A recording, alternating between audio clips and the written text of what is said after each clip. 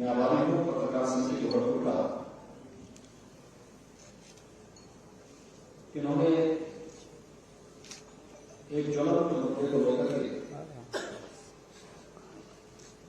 Media की क्या भूमिका होनी चाहिए इस विषय से संबंधित इस संगोष्ठी का आयोजन भगवान सूर्य के उत्तरायण में जाने के तत्काल बाद आयोजित किया है। और मेरा मानना है कि एक सकारात्मक दृष्टिकोण से आयोजित की गई इस संगोष्ठी के परिणाम भी उतने ही सकारात्मक होने वाले हैं, क्योंकि पत्रकारिता को हम लोगों ने लोगों में देखा है। शासन प्रशासन देश और दुनिया के अंदर क्या कुछ हो रहा है वह एक दिव्य दृष्टि आप लोगों को देते हैं, लेकिन मीडिया ने विगत 2 दशक के अंदर स्वयं ही बदलते हुए प्रवेश को देखा है। बदलती भी प्रवेश के स्वयं ही साक्षी रहे हैं। आज से 20 वर्ष पहले तक केवल प्रिंट मीडिया और अखबार जब लोगों तक पहुंचते थे या फिर बहुत होता था तो आकाशवाणी या दूरदर्शन से संबंधित शासन की योजनाओं की और शासन से जुड़े हुए समाचार और कुछ जन जरूरत मुद्दे जनता तक पहुंच पाते, लेकिन विस्तृत जानकारी के लिए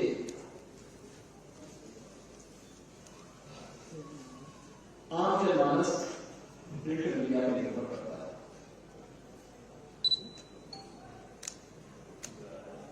पिछले 20-22 वर्ष के दौरान आपने देखा होगा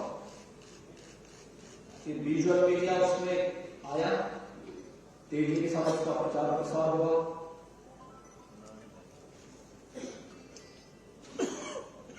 इधर विजुअल मीडिया के अनेक संस्करण आ गए थे कि सोशल मीडिया में भी अनेक चीजें सामने आई, अलग अलग प्लेटफॉर्म्स के लिए आए। सोशल नेटवर्किंग प्लेटफॉर्म ब्लॉग के माध्यम से अन्य अनेक प्लेटफॉर्म्स के माध्यम से आज हम उसके स्वरूप को भी देखते हैं और मीडिया का जो एक नया रूप डिजिटल मीडिया के रूप में हम देखने जा रहे हैं। इन सब चुनौतियों के बीच भी किसी की भूमिका कम भी नहीं हुई है और किसी के प्रति आकर्षण भी आज भी सामान्य जनमानस सबके अपने अपने ग्रुप बने हुए हैं, यानी कह सकता हूं कि सबके अपनी जजमानी आज भी जीवित प्रतीत नहीं है और उसके बीच उन चुनौतियों से जूझते हुए अपनी विश्वसनीयता को बनाए रखते हुए मीडिया जगत से जुड़े हुए आप सुधीजन कार्य कर रहे हैं। ये बदलता शुरू प्रगति के साथ मीडिया के लिए रूपों में हम सब कुछ के दर्शन हो रहे हैं। लोग उसके साथ जुड़ भी रहे हैं, उसका आनंद भी ले रहे हैं, उसका उपयोग भी कर रहे हैं और उसका उपयोग भी हर स्तर पर हो रहा है। अपने अनुसार हर व्यक्ति उसकी व्याख्या करता है, अलग अलग तरीके से उसको उसकी विवेचना भी करता है।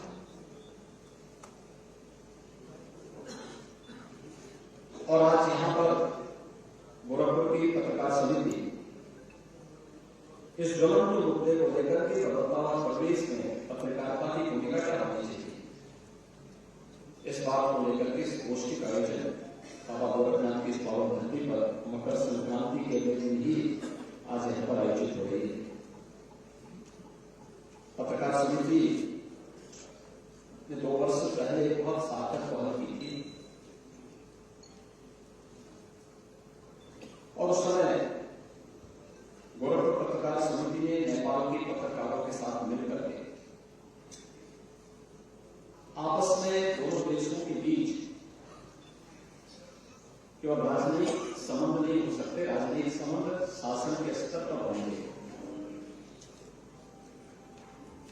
लेकिन मैन टू मैन, व्यक्ति से व्यक्ति का संवाद, जो रोटी बेटी का संबंध नेपाल और भारत का था,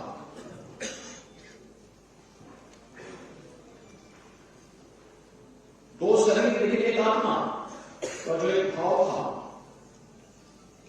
इस भाव के साथ जुड़ते हुए प्रारंभ किया था। मैंने देखा था कि उस समय गोरखपुर में थी और लखनऊ में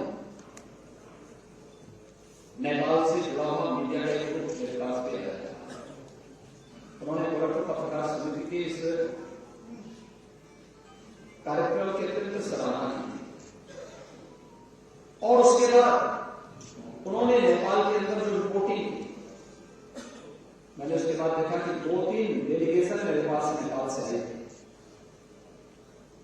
चैम्बर ऑफ इंडस्ट्रीज से, चैम्बर ऑफ कॉमर्स से,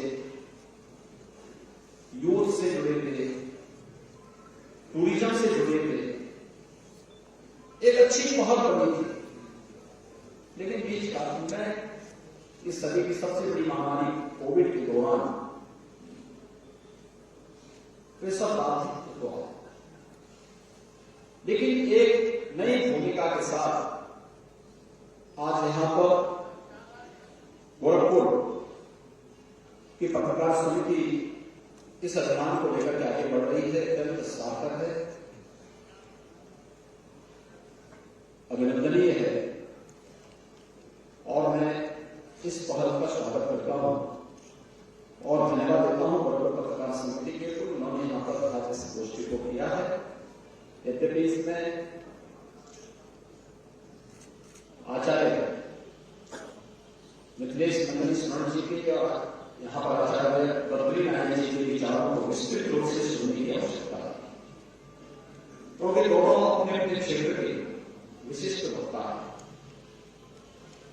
और उनकी बातों को उतनी विस्तार से सुनने के लिए उतना ही समय भी चाहिए। लेकिन ये एक पहल है, इस पहल को थमने नहीं देना चाहिए, आगे बढ़ने देना चाहिए, क्योंकि परिदृश्य जो नए बदलाव दिखाई दे रहा है, ये वास्तव में आज की आवश्यकता है और आज की आवश्यकता के रूप उठाए गए कदम अपने परिणाम भविष्य की तरफ में छोड़ देते हैं और परिवर्तन याद रखना ये प्रकृति का नियम होता है। अगर परिवर्तन के साथ हम नहीं चलेंगे तो स्थिति हमारी वैसी होती है जैसे जले हुए पानी की होती है, उसमें सड़न आ जाएगी, जड़ता आ जाएगी और जड़ता हमेशा खतरनाक होती है, क्योंकि पंच भौतिक तत्वों से बना हुआ कोई भी कार्य उसकी एक निश्चित आयु होती है, एक निश्चित समय होता है। अगर हमने निर्णय लेने में समय गंवाया तो समय हमें गायब कर दिया और इसलिए आज के प्रदेश में हम सब की भूमिका भी उसी प्रकार की प्रासंगिकता है जैसे आप देश के अंदर देख रहे हैं। अभी हमने इस देश की आजादी के अमृत महोत्सव के आयोजन को संपन्न किया है। आदरणीय प्रधानमंत्री जी ने जब देश आजादी के 75 वर्ष के आयोजन के साथ जुड़ा, आपने देखा होगा, पता नहीं 1947 में जब देश आजाद हुआ, देश में खुशी थी, लेकिन विभाजन का प्रभाव भी था। 1947 में भारत के आन शान का प्रतीक तिरंगा हर घर पर लहराया था कि लहराया था, हम नहीं कह सकते। लेकिन देश जब अपनी आजादी का अमृत महोत्सव मना रहा था तो प्रधानमंत्री मोदी जी ने हर घर तिरंगा के माध्यम से हर परिवार को आजादी ये बदलाव हुआ प्रदेश है, ये परिवर्तन आप सबने महसूस किया होगा। कैसे हर घर में तिरंगा लहराया था, स्वतःस्फूर्त भाव के साथ। आवश्यकता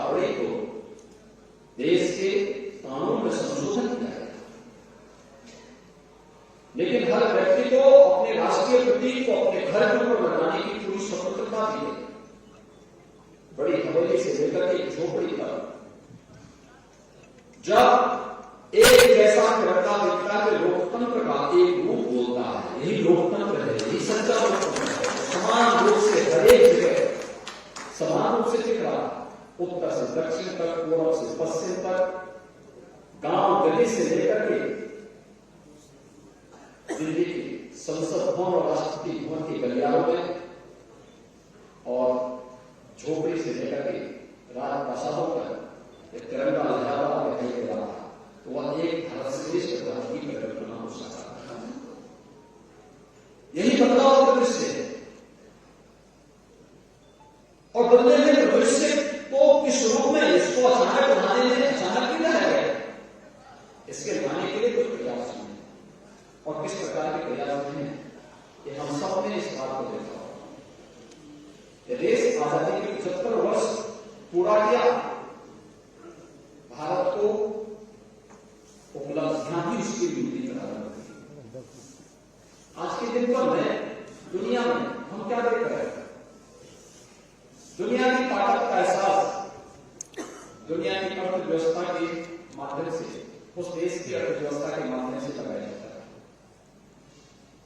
आज भारत दुनिया के अंदर सबसे तेजी से उभरती हुई अर्थव्यवस्था है, सबसे तेजी के साथ उभरती हुई अर्थव्यवस्था है।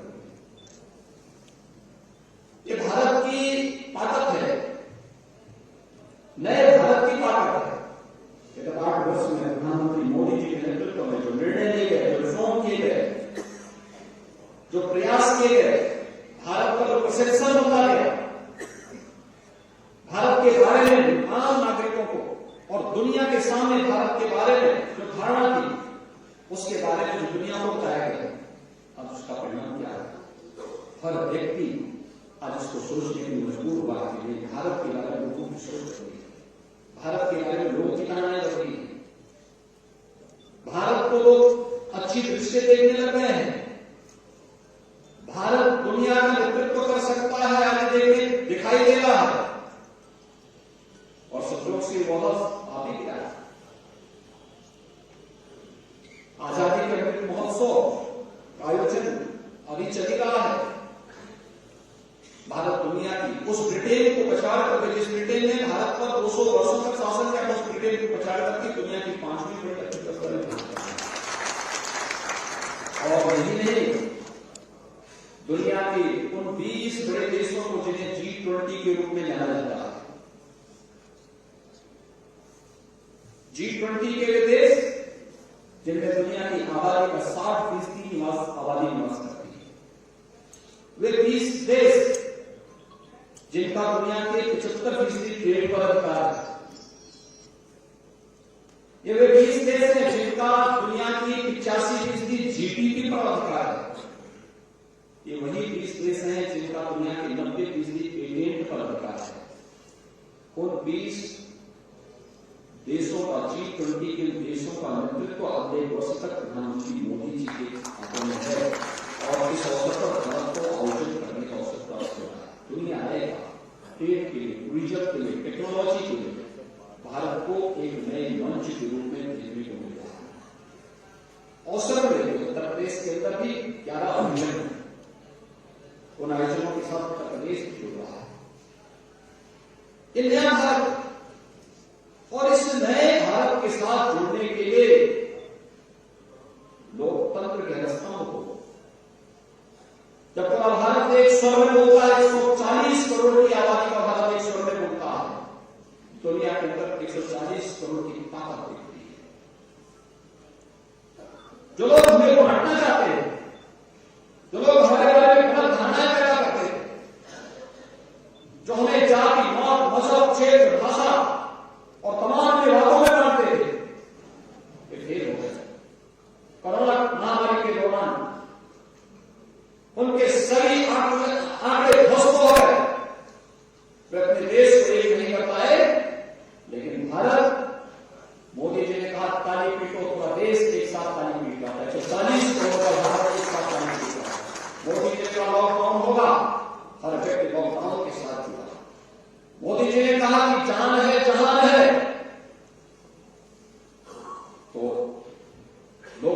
इस मंत्र को निकाल करके अपने घरों में रखोगे। और मोदी जी ने कहा जान भी है जहान भी है दोनों एक साथ चलेंगे।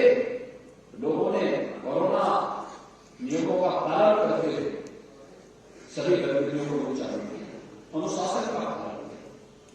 जीवन में अनुशासन का क्या महत्व होता है? कोविड का प्रबंधन और आम जनमानस का देश के नेतृत्व के प्रति निष्ठा का भाव, उसका एक आदर्श उदाहरण है। और यही कारण रहा है कि 140 करोड़ की आबादी का भारत बेहतर परिणाम दुनिया में देने में सफल रहा है। और इसीलिए आज के इस बदलते निर्देश हम सबको भी अपनी भूमिका के साथ देना। हम सब जानते हैं उत्तर प्रदेश देश की आबादी का सबसे बड़ा राज्य है। 25 करोड़ की आबादी उत्तर प्रदेश में निवास करती है। और केवल उत्तर प्रदेश नहीं बल्कि हमें तो उत्तर प्रदेश की जहां बात करते हैं तो अगल बगल के राज्यों से ही लोग अपनी शिक्षा के लिए, अपने स्वास्थ्य के लिए, अपने व्यापार के लिए, अपने रोजगार के लिए उत्तर प्रदेश से लोग आ रहे हैं। और हम सब एक मानवीय संवेदना हम सबके प्रति रखते रहना भी चाहिए। आखिर हमारे देश का नागरिक है, हम उसके साथ भेदभाव नहीं कर सकते। लेकिन इस सब के बावजूद उत्तर प्रदेश आज बदलते हुए इस प्रदेश में अपने आप को किस रूप में आगे बढ़ाने का प्रयास कर रहा है। पिछले 5.5-6 वर्ष के दौरान आपने उत्तर प्रदेश के अंदर उत्तर प्रदेश को देखा। गोरखपुर में उत्तर प्रदेश के अंदर जो कुछ हुआ और उस बदलते हुए प्रदेश में सरकार ने निर्णय लिया। जब हम लोग निर्णय ले रहे थे, बहुत सारे लोगों के जब निर्णय लेते हैं ऐसा नहीं कि कोई निर्णय अचानक एक झटके में ले लेते या कोई कानून बनता है एक झटके में नहीं बनता। अलग अलग स्टेजेस में चर्चा होती है, क्या आपको विचार विमर्श होता है, फिर हम उसके सभी पक्षों को ध्यान में रख करके निर्णय लेते हैं। लेकिन पब्लिक डोमेन में बहुत सारी चीजें नहीं डाली जाती, नहीं आ पाती, या हो सकता है लोग संज्ञान नहीं ले पाते। उन स्थितियों में बहुत बार लगता है कि क्या अचानक कोई बात लागू होगा, लेकिन जब बहुत बार लोगों को लगता है, लेकिन जब परिणाम आते हैं लोगों को लगता है कि अच्छा। उत्तर प्रदेश आज दिशा में आगे बढ़ा। ये भारत के लिए आवश्यक है। उत्तर प्रदेश अगर विकास की दौड़ में पिछड़ जाएगा तो भाइयों बहनों देश जिस रफ्तार से आगे बढ़ रहा है 1/5 पॉपुलेशन अगर उस रफ्तार के साथ पीछे छूट जाएगी तो फिर वो समग्र विकास की अवधारणा जो देश के नेतृत्व की है उसको पूरा होने में कुछ समय लगेगा। और इसलिए उत्तर प्रदेश को उससे ज्यादा स्पीड से आगे बढ़ना होगा, उससे अच्छे वातावरण भी देना पड़ेगा, परिणाम भी देने पड़ेंगे।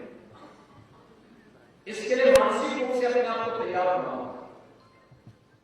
और विगत 5.5-6 वर्षों के अंदर जिन क्षेत्रों में हम लोगों ने अपने कार्यक्रम आगे बढ़ाए हैं, मेरा मानना है उत्तर प्रदेश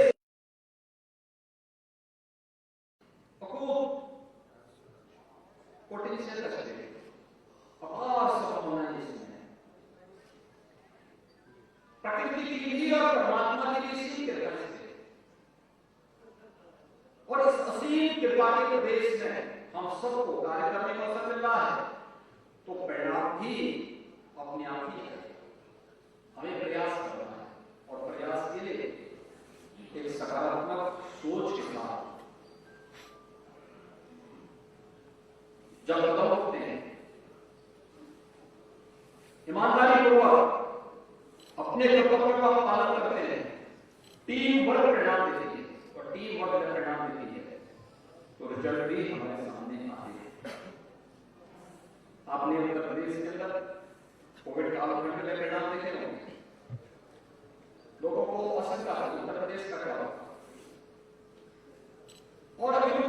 यही आशंका थी इसी दौरान बहुत सारे राज्यों से प्लान शुरू हो गया।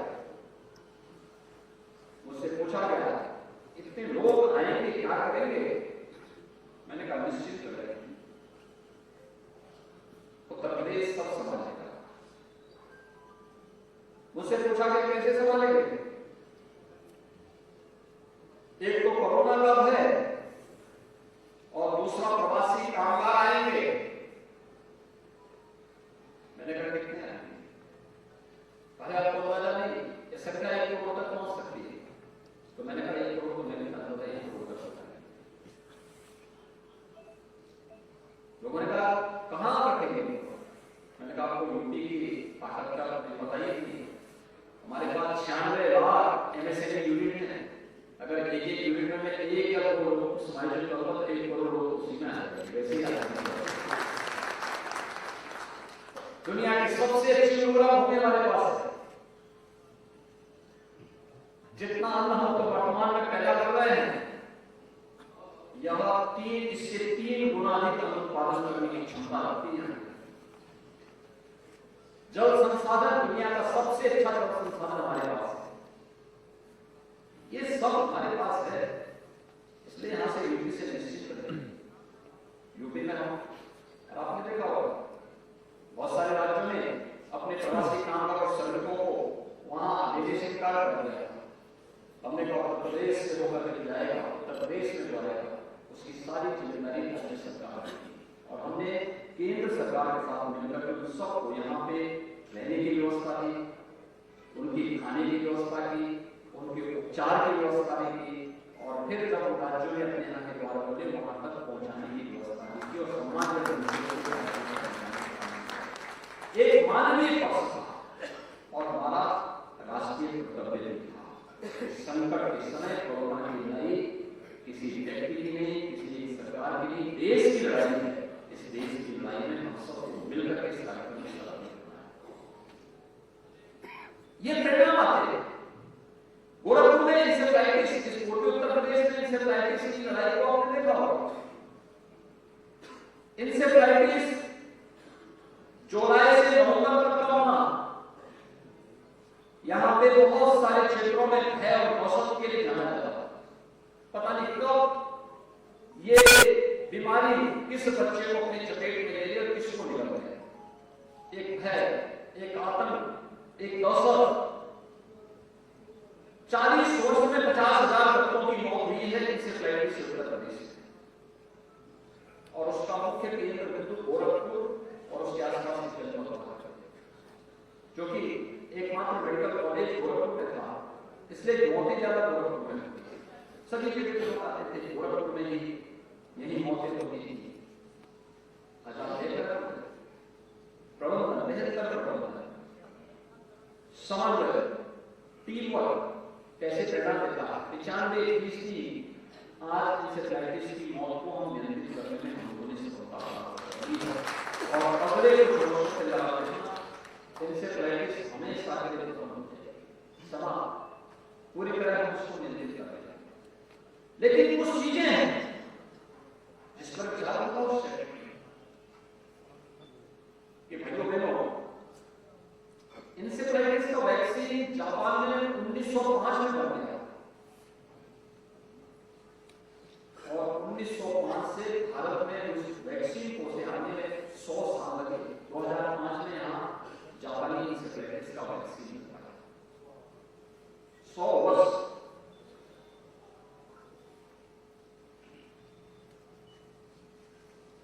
लेकिन कोरोना कालखंड में बीमारी नहीं थी, नई बीमारी थी। भारत में मात्र 9 महीने के अंदर दुनिया की सर्वश्रेष्ठ वैक्सीन लीडरशिप ये दुनिया के अंदर सबसे अच्छा वैक्सीनेशन का ड्राइव भारत के अंदर चला। हर एक व्यक्ति को 2 डोज तो लगी ही, लेकिन साथ साथ प्रिकॉशन डोज भी फ्री में लगभग 30% से अधिक लोग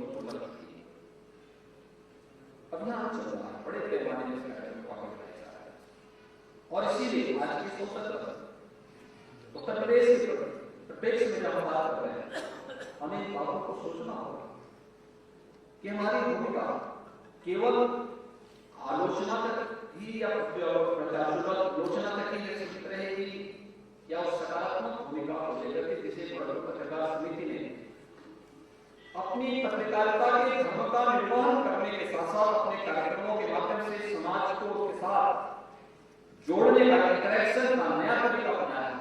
नेपाल की मीडिया के साथ बैठ करके गोरखपुर के आज भी मैं देख रहा था मंच पर उन उद्यमियों को या समाज जीवन से जुड़े हुए उन सभी लोगों को अपने साथ जोड़ने का कार्य, जिन लोगों ने अपने क्षेत्र में कुछ नया करने का प्रयास किया या किया, उनको भी आज उस मंच पर सम्मानित किया गया। एक सकारात्मक दृष्टि है, हम उसे नजरअंदाज नहीं कर रहे हैं, हम केवल रिपोर्टिंग नहीं कर रहे हैं, लेकिन रिपोर्टिंग करने के साथ साथ उनके प्रोत्साहन के लिए अपने मंच का इस्तेमाल भी कर रहे हैं कि हमारा मंच उनको प्रोत्साहित करेगा कि आप अच्छा कर रहे हैं। क्योंकि मेरी जहां पहली जिम्मेदारी अपनी मीडिया के प्रति है, वही साथ साथ मैं समाज के प्रति अपनी सामाजिक प्रतिबद्धता से मुक्त नहीं हो सकता हूँ। सामाजिक प्रतिबद्धता को दोहराने के लिए ये कार्यक्रम यहाँ पर अलग अलग समय में अलग अलग मंचों के माध्यम से भी इनके द्वारा उस प्रयास को आगे बढ़ाया गया। एक सार्थक पहल है और उत्तर प्रदेश आज उसी सार्थक पहल के साथ आगे बढ़ा है। आप देखते हैं उत्तर प्रदेश के अंदर कुछ सोचता था कि उत्तर प्रदेश स्वच्छ भारत मिशन में अपने लक्ष्य को प्राप्त कर पाएगा। उत्तर प्रदेश को 2,61,00,000 शौचालय बनाने थे, 4 वर्ष में लक्ष्य को पूरा करना था।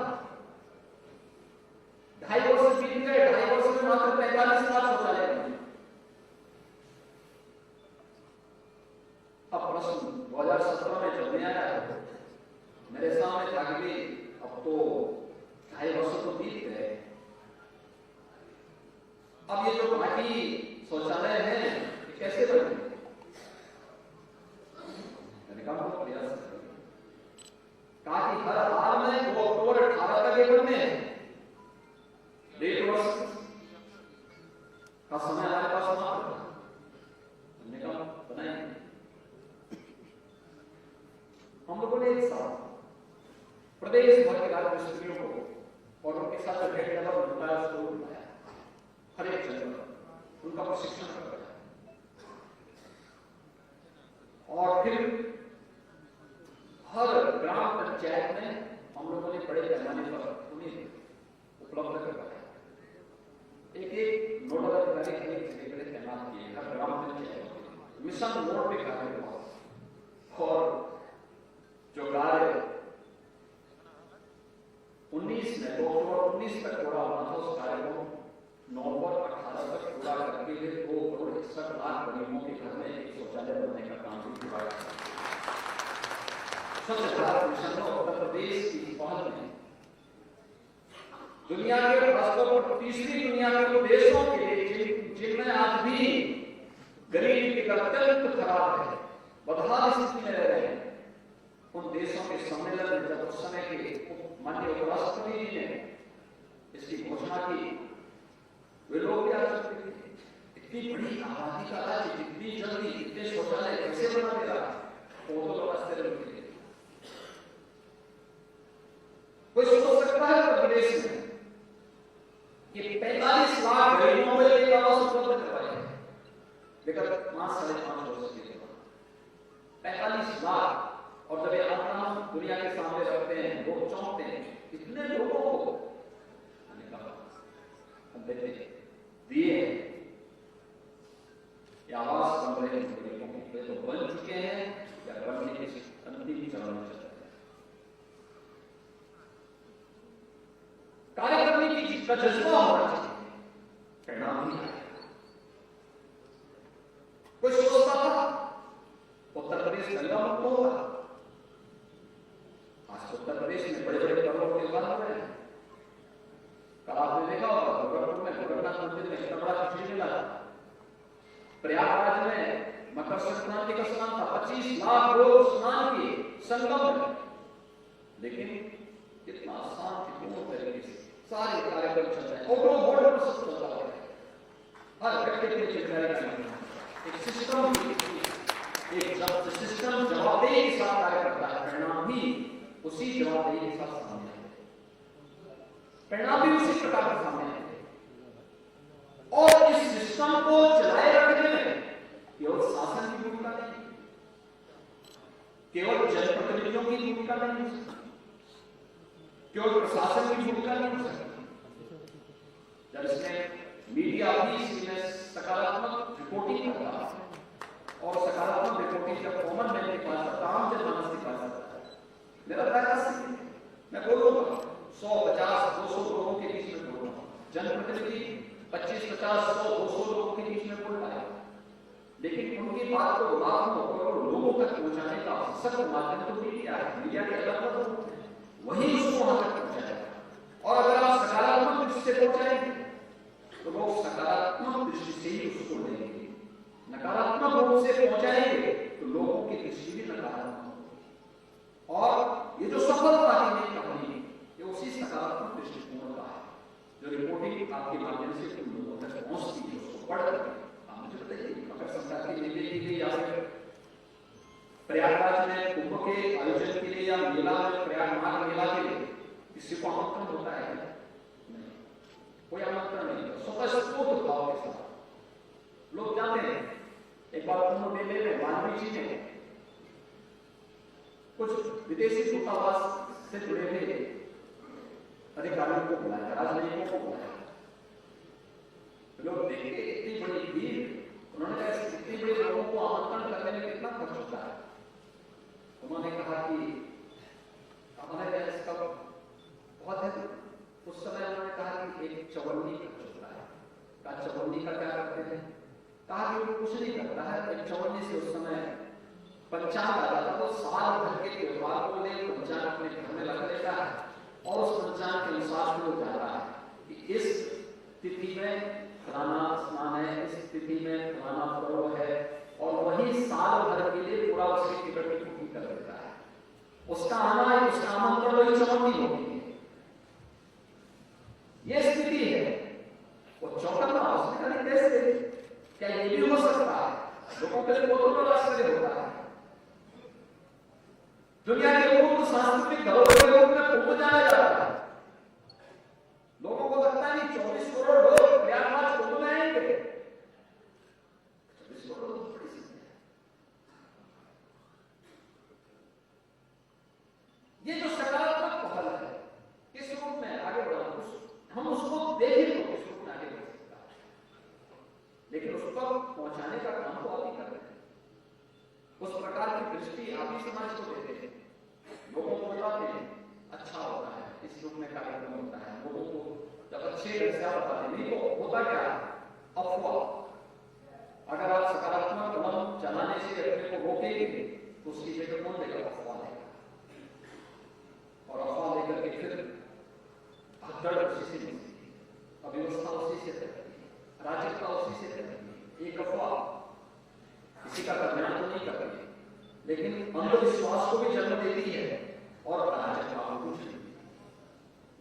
लेकिन एक सकारात्मक लेखनी लोगों को आगे बढ़ने के लिए प्रेरित करती है, और एक सही सूचना, सटीक जानकारी को लोगों तक पहुंचाने का काम भी करती है। और ये सब कार्यक्रम मीडिया के माध्यम से उन तक पहुंच पाती है, लोग उसी के माध्यम से उसको देख पाते हैं, समझ पाते हैं कैसे हम इस कार्यक्रम के साथ जुड़े, कैसे इस कार्यक्रम को आगे बढ़ाएं, और ये सभी चीजें आज उसे आगे बढ़ाने का कार्यक्रम। अगर ये दृष्टिकोण नहीं होता तो ये एमएसएमई यूनिट जो यूपी की थी, तो पहले से पीढ़ी का पीढ़ी चल जाती थी। इससे अगर कोई भी प्रयास हुए होते, कोरोना में जब हमारा प्रवासी कामगार और श्रमिक वापस आ रहा था, मुझे उसकी पीड़ा पर मेरी संवेदना उनके साथ थी। हमारे कुछ अधिकारी भी, बहुत सारे लोग कहते थे इस वक्त आप गाड़ी पर कीजिए, दिक्कत हो जाएगी। मैंने कहा नहीं, मैं उसको सड़क पर नहीं छोड़ूंगा, मैं गाड़ी भी भेजूंगा, बिजली की व्यवस्था भी करूंगा। लोग कहते थे भी मैंने कहा देखो जहां जहां आ रहे हैं जिले में उनकी स्किल मैपिंग नहीं करवा। वो कहते थे क्या करेंगे? अरे हमने कहा उसको घर में नहीं बैठने देना है, वो जहां होगा उसको उसके लायक काम भी दूंगा, उसके गांव में, उसके जनपद में, नहीं होगा अन्य जगहों पर तो उपलब्ध होगा। अब आप सोचिए स्किल मैपिंग क्यों का होगा, लेकिन उससे पहले हमने कोविड बाद में आया, लेकिन हम लोगों ने उससे पहले ही यहाँ की परंपरागत उद्यम को एमएसएमई हमारे पास था, उसको हमने वन डिस्ट्रिक्ट वन प्रोडक्ट के माध्यम से एक मंच दे दिया था, तकनीक के साथ जोड़ दिया था, उसके लिए मार्केटिंग की। तो दम तोड़ना का भारत उत्तर प्रदेश का की ताकत, उसको हम लोगों ने आगे बढ़ाने का इसलिए क्या है, उत्तर प्रदेश के बारे में लोग पहले मानते थे कि ये पुष्टि नहीं हो सकता। आज उत्तर प्रदेश एक्सपोर्ट करने को बनता है, एक्सपोर्ट यहां से सूक्ष्म लघु मध्यम उद्यम से जो उत्पाद बनते हैं 1,56,000 करोड़ रुपए का एक्सपोर्ट केवल यही हमारा आज के दिन उत्तर प्रदेश से हो रहा है। उत्तर प्रदेश के लिए बहुत बड़ी उपलब्धि है और पिछले 5 साल में यहां जोड़ने से दिख रहा है। नहीं तो उत्तर प्रदेश के बारे में लोग जानते थे कुछ है, लेकिन उसके लिए हमें तकनीक देनी पड़ी, कुछ सुविधाएं देनी पड़ी, इंस्पेक्टर राज से उन्हें मुक्ति देनी पड़ी, उन्हें प्रोत्साहन देने के लिए कदम उठाने पड़े, रिफॉर्म करने पड़े। जैसे मुरादाबाद में पीतल उद्योग के लिए जाने, पीतल की लकड़ी के रूप में मुरादाबाद कोई वहां काम करता था, लोग परेशान करते थे, कभी अथॉरिटी के लोग परेशान करते थे, कभी पॉल्यूशन कंट्रोल से जुड़े हुए लोग परेशान करते थे, कभी कोई और आगे लोग परेशान करता था। उनके पास तकनीक नहीं, कोयले की भट्टियां थी, केरोसिन था, तो स्वाभाविक रूप से कोयले की भट्टी और केरोसिन से पॉल्यूशन होगा। उनकी कोई गारंटी नहीं, कोई तकनीक उनके पास नहीं, कोई डिजाइन नहीं, मार्केट जो भेजना भी चाहता था उनको इतना महंगा पड़ जाता था, दम तोड़ रहा था। हमने उनको डिजाइन दिया, हमने उनको तकनीक दी, हमने उनके कोयले और केरोसिन को हटा करके उन्हें सीएनजी और पीएनजी के कनेक्शन उपलब्ध करवाया। हम लोगों ने इंस्पेक्टर राज और पॉल्यूशन कंट्रोल बोर्ड को उन तक जाने से रोका कि भाई अगर आप उससे परेशान नहीं करेंगे, उनके लिए मार्केट दी, एक मंच दिया, उसकी ब्रांडिंग की, और आज अकेले मुरादाबाद से 14,000 करोड़ रुपए से अधिक का एक्सपोर्ट हो रहा है, अकेले 14,000 करोड़ रुपए से अधिक का एक्सपोर्ट हो रहा है। ऐसे फिरोजाबाद का ग्लास, फिरोजाबाद का ग्लास की स्थिति है, दम तोड़ रहा, टीटी जेट नाते आगरा ताजमहल के संरक्षण के लिए माननीय उच्चतम न्यायालय उन सभी उद्योगों को बंद कर रहा था जिनसे पॉल्यूशन होता है। उनके पास तकनीकी नहीं, हम लोगों ने वहां की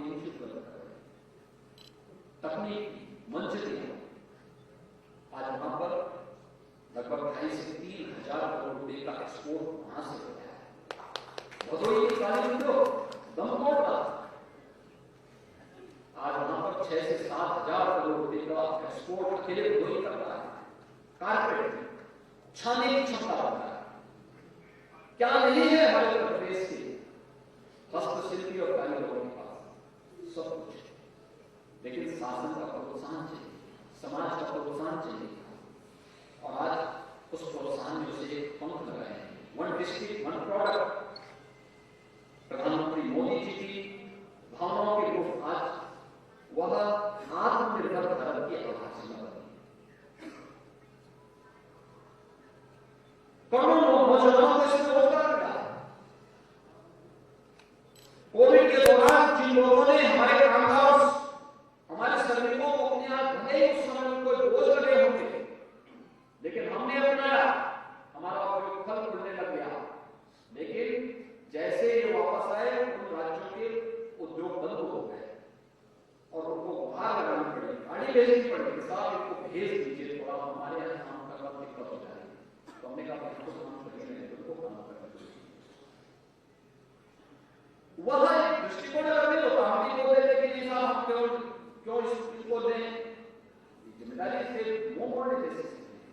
कोविड के दौरान जिस प्रकार की स्थितियां थी, हम उससे अपने आप को अलग नहीं कर सकते।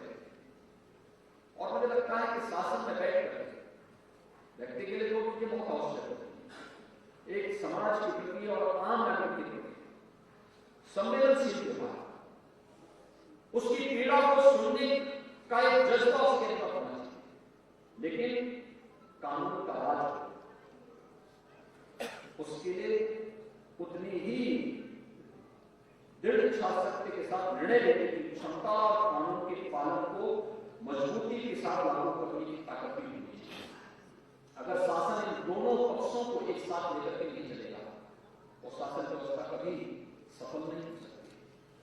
अगर शासन व्यवस्था में गरीब, कमजोर, सज्जन और सामान्य नागरिक प्रताड़ित होगा, उतंत्र, उच्छृंखल, माफिया और अपराधिक प्रकृति के तत्व उन्हें खुली छूट देकर के अराजकता फैलाने की छूट दे दी जाएगी, तो सामाजिक व्यवस्था में संतुलन पैदा होगा, अराजकता पैदा होगी, लोगों में व्यापक संतोष होगा, सत्ता को गिरते हुए, बदलते हुए, पलटते हुए कोई देर नहीं लगेगी। और मुझे लगता है आज की आवश्यकता है, हमें उस पर हमेशा विचार करना होगा। और शासन उत्तर प्रदेश के अंदर इन दोनों पक्षों को साथ लेकर के चलते हैं। एक तरफ संवेदनशील व्यवहार, कॉमन मैन, समाज के अलग अलग लोगों के लिए उस प्रकार की योजनाएं, हमें महिलाओं के लिए कार्यक्रम चल रहा है, मिशन शक्ति का हमारा कार्यक्रम, यूथ के लिए कार्यक्रम कर रहा है। उत्तर प्रदेश का नौजवान दुनिया के अंदर जहां कहीं भी गया अच्छा है, लेकिन हमारे पास सबसे अधिक यूथ है, तकनीकी जिससे वो सक्षम बन सके। बहुत सारे यूथ कोरोना काल में हम देख रहे हैं, उस यूथ के पास हमने जब कहा कि ऑनलाइन एग्जाम कराओ, बहुत सारी संस्थाएं नहीं कर रही, उनके पास सब हमारे पास टैबलेट नहीं, स्मार्टफोन नहीं, लैपटॉप नहीं, बच्चों के पास। हमने कहा बनाया सरकार से, हम कर रहे हैं, सरकार कर रही है। 2 करोड़ युवाओं को टैबलेट, स्मार्टफोन दे रहे हैं, शासन की योजनाओं का पूरा वित्त उसमें दे रहे हैं।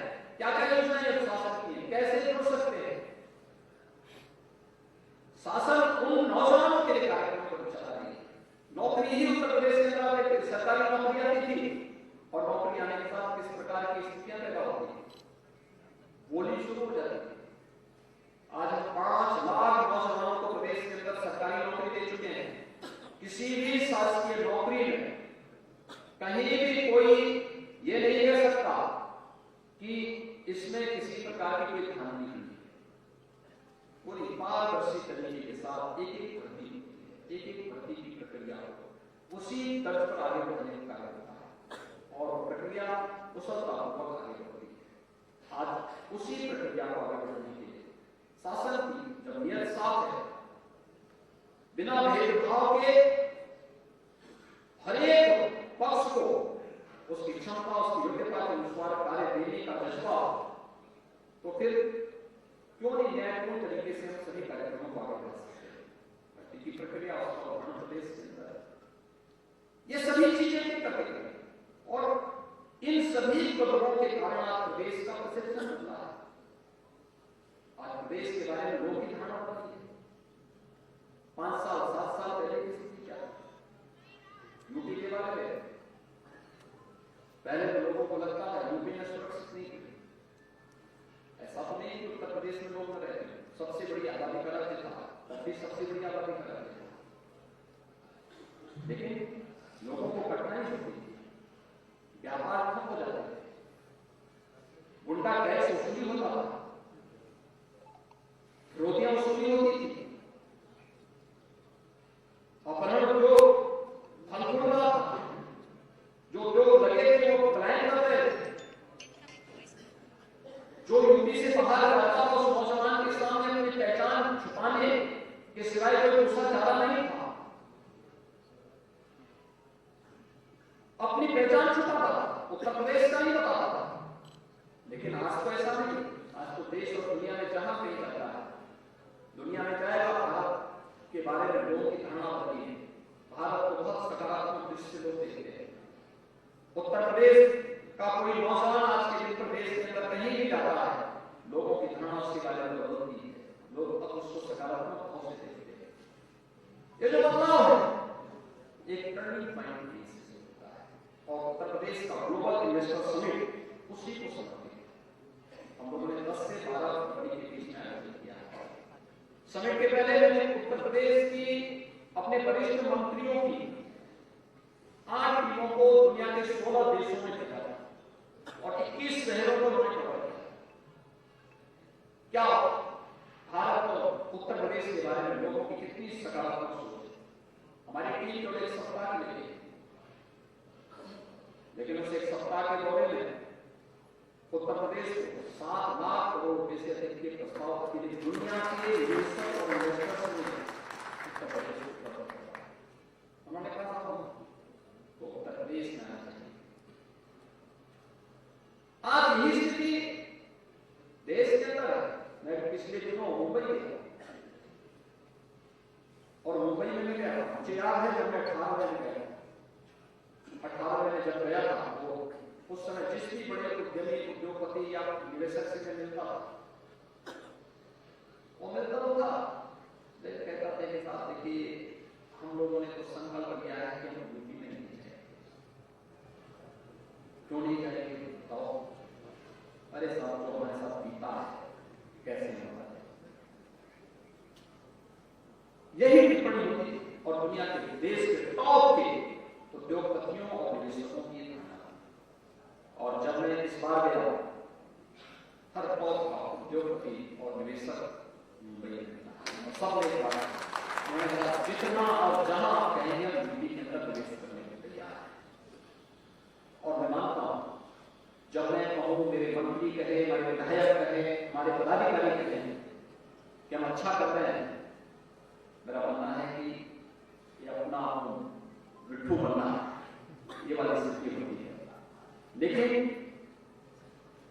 अगर बाहर का व्यक्ति कोई हमसे कह रहा है और वह इस बदलाव को महसूस कर रहा है, उत्तर प्रदेश में आगे लाखों करोड़ रुपया लगाने को तैयार है, यहाँ पे रोजगार के लिए, यहाँ के विकास के लिए प्रक्रिया के साथ जुड़ने को तैयार है, तो मैं इस बात को मानता हूं कि बदलाव बदले हुए दृश्य में उत्तर प्रदेश ने अपने आप को बदला है और वह अब यहाँ की जनता के सभी प्रश्नों का उत्तर खोज निकाल चुका है और उसने देख लिया है कि दंगों से नहीं, जातीय बंटवारे से नहीं, वर्ग भेद करके नहीं, अपनी विरासत का सम्मान करते हुए विकास की दौड़ के साथ आगे बढ़ने का समय आ गया है। और उत्तर प्रदेश आज उसी विकास की दौड़ के साथ आगे बढ़ रहा है और विकास की सकारात्मक सोच को आगे बढ़ने की सोच आज उत्तर प्रदेश के अंदर सर्वत्र देखने को मिल रहा है, हर एक जगह देखने को मिल रहा है। मैं धन्यवाद दूंगा गोरखपुर पत्रकार समिति को, उन्होंने सकारात्मक सोच देखा। गोरखपुर ने तो पिछले 5-6 वर्ष 6-7 वर्षों के अंदर जो गोरखपुर में जिन चीजों के लिए तड़प होती आज वो चीजें नए रूप में आ रही। 1990 में बंद खाद कारखाना चालू हो चुका, एम्स गोरखपुर में चालू हो चुका, डीआरडी मेडिकल कॉलेज जो स्वयं बीमार था आज वहां पर वो स्वयं स्वस्थ है और सुपर स्पेशलिटी के नए ब्लॉक के साथ काम करना शुरू हुआ। आज यहाँ पे रीजनल सेंटर वायरोलॉजी का गोरखपुर में काम हो रहा है। गोरखपुर में 4 विश्वविद्यालय वर्तमान में कार्य कर रहे हैं। पर्यटन केंद्र के रूप में रामगढ़ताल एक नई दृष्टि लोगों के मन में देता है। परिवार के साथ देर रात्रि तक लोग जाके घूमते देख रहे हैं, सुरक्षा का बेहतरीन वातावरण उपलब्ध कराया जा रहा है।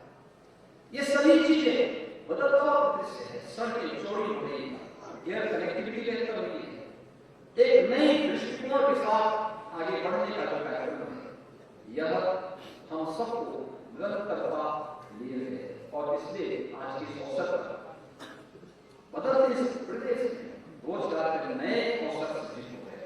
पहले निवेश करने के लिए नहीं आ रहा, आज यहाँ पर नए निवेशक निवेशकों का भी मंच पर यहाँ पे पत्रकार समिति के द्वारा सम्मानित किया गया।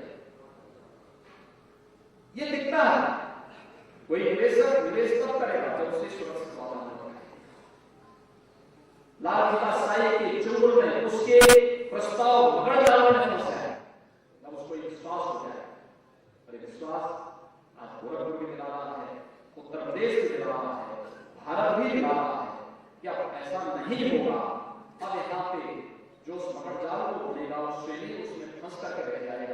शेष अन्य लोगों के लिए शासन ने पूरी पारदर्शी व्यवस्था दी है और उस पर एक सकारात्मक दृष्टि देने की आवश्यकता है।